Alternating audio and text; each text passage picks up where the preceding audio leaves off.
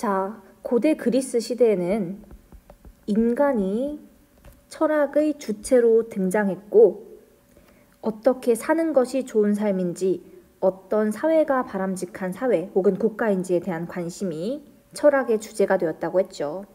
오늘부터는 이제 고대 헬레니즘 시대로 넘어가는데요. 헬레니즘 시대는 전쟁으로 인해서 공동체적 삶이 붕괴되었고, 이에 따라 개인주의적 성격을 띠는 철학이 등장합니다. 혼란하고 복잡한 시대를 살아남기 위해 내가 어떻게 살아야 하는지, 여기에 초점을 둔 두 학파를 스토아 학파와 에피쿠로스 학파라고 부릅니다. 오늘 먼저 배우게 될 에피쿠로스 학파는요, 쾌락주의 사상으로 잘 알려져 있고요. 스토아 학파는 금욕주의 사상으로 알려져 있습니다. 자, 쾌락주의와 금욕주의, 에피쿠로스 학파와 스토아 학파, 어지러웠던 헬레니즘 시대를 어떻게 살아나가고자 했는지 두 사상에 대해서 이번 시간 그리고 다음 시간까지 이어서 한번 공부를 해보도록 하겠습니다. 자, 여기에 두 개 색깔의 버튼이 있습니다. 하나는 빨간 버튼, 하나는 초록색 버튼인데요. 빨간 버튼을 누르면 10억을 당장 입금해 줍니다. 100%의 확률로요. 반대로 초록 버튼을 누르면 1000억이 입금될 수도 있고 아닐 수도 있는데 그 확률은 각각 50%라고 합니다. 여러분들은 이 두 버튼 중에 어느 버튼을 누르시겠습니까? 믿거나 말거나, 설문조사 결과에 의하면 서양인들의 대부분은 초록색 버튼을, 그리고 동양인들의 대부분은 빨간 버튼을 누른다고 합니다. 여러분들은 어느 버튼을 선택하셨습니까? 나는 인생 한번 도박 걸어볼래. 초록 버튼, 50%의 확률로 초록 버튼을 선택하는 친구들도 있겠지만 아마 많은 친구들이 묻지도 따지지도 않고 10억을 입금해주는 빨간 버튼을 눌렀을 것 같습니다. 저도 사실 이 두 가지 버튼 중에 하나를 누를 수만 있다면 무조건 빨간 버튼을 누를 것 같은데요. 아마 빨간 버튼을 선택한 이유는 추측컨대 초록 버튼을 눌러서 1000억이 입금되지 않을 확률, 즉 잘못해서 아무것도 얻지 못할 경우를, 그때의 고통을 피하기 위해서 비록 적지만 확실하게 10억이라는 100% 성공이 보장되어 있는 안전한 길을 선택하는 것이 아닌가 싶습니다. 자, 이렇게 빨간 버튼을 누른 우리들은 오늘 배울 에피쿠로스 학파의 쾌락주의를 어느 정도 이해할 수 있는 기반을 가지고 있다라고 생각을 해주시면 좋겠습니다. 소피 에피 경공실, 감각과 경험을 중시했던 에피쿠로스 학파는 쾌락주의 사상으로 잘 알려져 있는데요. 그런데 에피쿠로스 학파가 이야기하는 쾌락은 우리가 아는 아주 강렬하고 육체적이고 감각적이고 순간적인 그런 쾌락과는 조금 다른 모습을 띠고 있습니다. 에피쿠로스가 말하는 쾌락은 어떤 의미인지, 그런 쾌락을 추구하기 위해서는 어떤 삶을 살아야 하는지 지금부터 하나둘 살펴보도록 하겠습니다. 에피쿠로스 학파는 쾌락주의답게 삶의 목적을 쾌락이라고 봅니다. 그래서 쾌락은 유일한 선이고 고통은 유일한 악이다. 즉, 쾌락을 행복한 인생의 시작이자 끝이라고 보았습니다. 그런데 아까 얘기했듯이 에피쿠로스가 이야기하는 쾌락은 우리가 흔히 생각하는 그 쾌락과는 조금 다른 의미를 가지고 있다고 했죠. 자, 아래에 내려와서 감각적이고 순간적인 쾌락이 있고 정신적이고 지속적인 쾌락이 있는데, 에피쿠로스 학파는 감각적이고 순간적인 쾌락은 우리가 얻으려고 하면 할수록, 집착하면 할수록 오히려 고통을 얻게 된다라고 이야기를 합니다. 그걸 바로 쾌락주의의 역설이라고 부릅니다. 역설, 패러독스. 뭔가 앞뒤가 맞지 않거나 반대되는 의미를 가지는 걸 역설이라고 하죠. 자, 그래서 쾌락주의의 역설은 무엇을 의미하냐면요. 한번 적어볼게요. 감각적이고 순간적인 혹은 육체적이고 순간적인 쾌락을 지나치게 추구하다 보면 원래 목표로 삼았던 쾌락을 얻기보다 오히려 고통에 빠질 수 있다. 처음에는 쾌락을 추구한 건데 그 쾌락에 지나치게 집착하다 보면 오히려 고통에 빠진다 라는 이 역설적인 상황을 쾌락주의 역설 혹은 쾌락의 역설이라고 합니다. 우리 주변에서 이런 상황은 수도 없이 떠올릴 수 있어요. 예를 들어서 도박이나 마약, 술, 담배, 스마트폰, 게임 이런 것들요. 처음에는 단순히 재미로 시작했는데 거기에 중독되고 집착하게 되면 자신의 삶이 망가져버리는 그런 것들이 쾌락주의 역설을 잘 표현하는 사례들이라고 할 수 있겠습니다.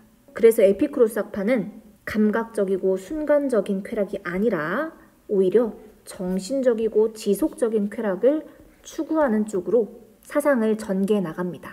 이런 에피쿠로스의 쾌락주의를 소극적 쾌락주의라고도 부르는데요. 소극적 쾌락주의.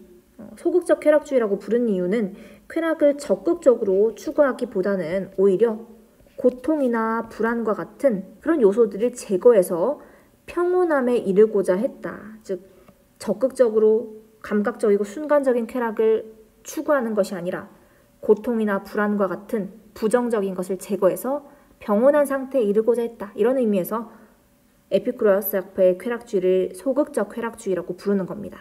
아까 빨간 버튼, 초록 버튼 두 개 선택할 때도 내가 행여나 재수가 없어서 아무것도 손에 얻지 못하는 그 고통, 그 불안을 제거하기 위해서 우리가 안전빵을 우리가 100%로 안전하게 승산을 얻을 수 있는 그런 버튼을 선택하듯이 에피쿠로스 학파도 부정적인 것들을 제거함으로써 가장 최상의 상태에 이르고자 했던 것이죠. 이런 상태를 에피쿠로스 학파에서는 아타락시아라고 부릅니다. 아타락시아의 어원을 참고로 이야기해보면 A의 타라소라는 글자가 합쳐진 건데요. A라는 접두사가 붙으면 무엇이 없다라는 뜻이 되고 타라소라는 거는요. 방해나 어떤 분쟁 혹은 문제를 뜻하는 말이라고 합니다. 그래서 뭔가 방해하는 것이 없는 상태, 분쟁거리, 문제거리가 없는 상태, 이런 상태를 아타락시아라고 합니다. 자, 아타락시아의 뜻이 보다 중요한데요. 아타락시아의 뜻도 한번 적어줄게요. 육체에 고통이 없고 마음에 불안이 없는 평온한 상태. 다른 말로 하면 평정심. 자, 아타락시아, 평정심.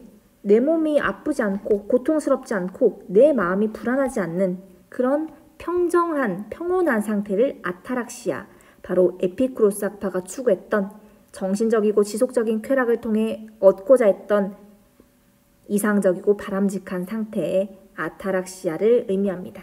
자, 그 다음으로는 이 아타락시아, 육체에는 고통이 없고 마음에는 불안이 없는 평온한 상태, 평정심에 이르기 위한 방법이 어떻게 되는지 그걸 한번 살펴봐야겠죠.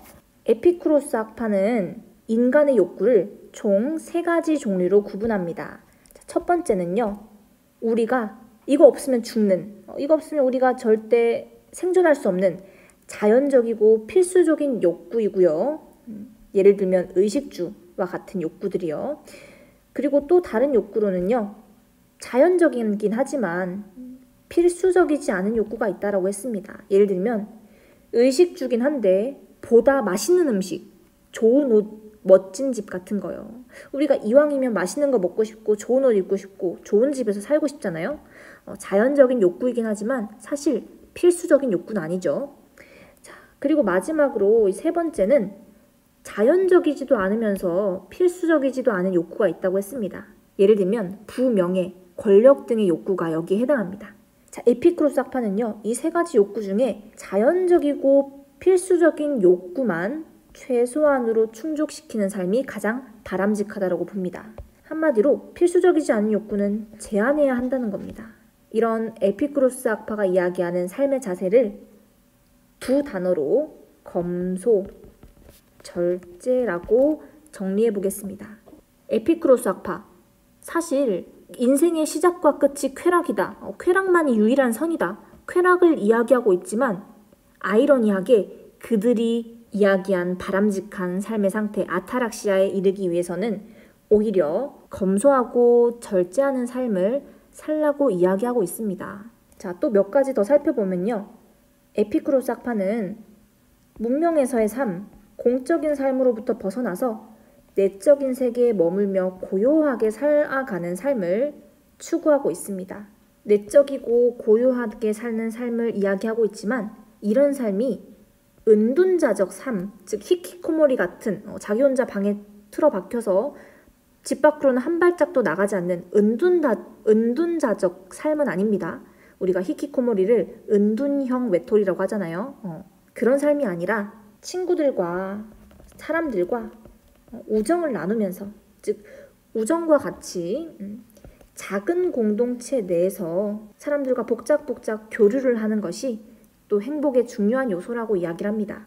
문명에서의 삶, 공적인 삶, 이런 삶을 부정하고 있지만 이런 삶이 은둔자적 삶을 이야기하는 것은 아니고 고요하게, 소박하게 주변 사람들과 우정을 나누고 작은 공동체 안에서 교류를 하는 그런 삶을 바람직한 삶으로 이야기하고 있다.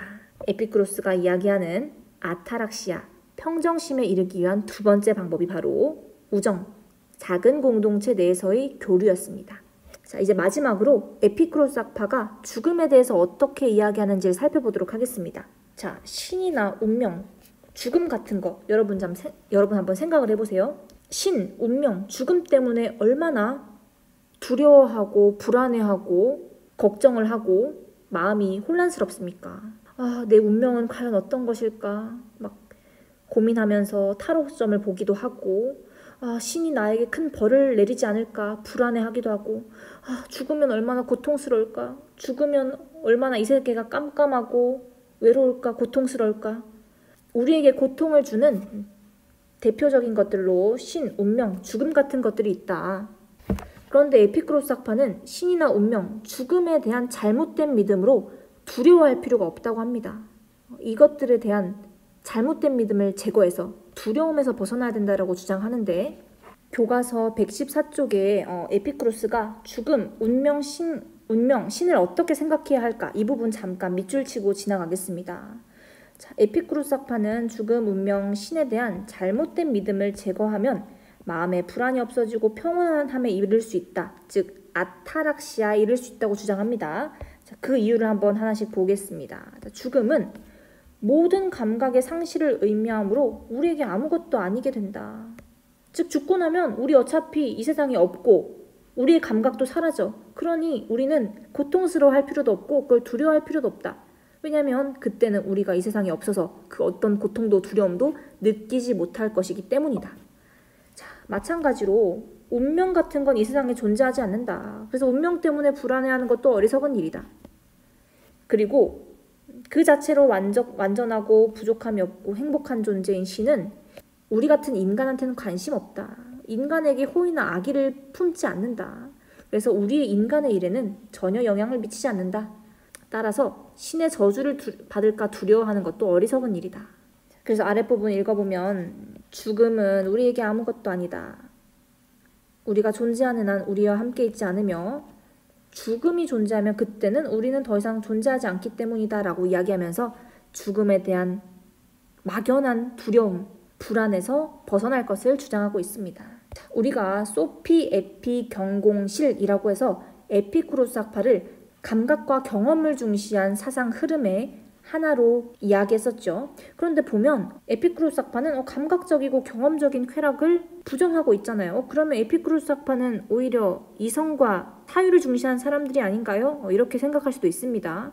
그렇게 이야기할 수도 있지만 일단 에피쿠로스 학파는 인간의 감각적인 고통, 불안을 제거하는 것에 가장 큰 목표를 두고 있고, 그리고 에피쿠로스 학파에서 죽음에 대해서 이야기할 때 죽음은 살아있는 동안 우리가 경험할 수 없기 때문에, 그리고 죽어서는 이미 감각이 없기 때문에 두려워할 필요가 없다. 이렇게 이야기했던 부분을 또 생각을 해보면 인간의 경험을 중시하면서 죽음에 대한 두려움을 벗어날 것을 주장했다. 이런 측면에서 에피쿠로스 학파가 감각 경험을 중시한 소피, 에피, 경공실 이 가운데 하나로 들어갈 수 있음을 여러분들 이해하실 수 있을 겁니다.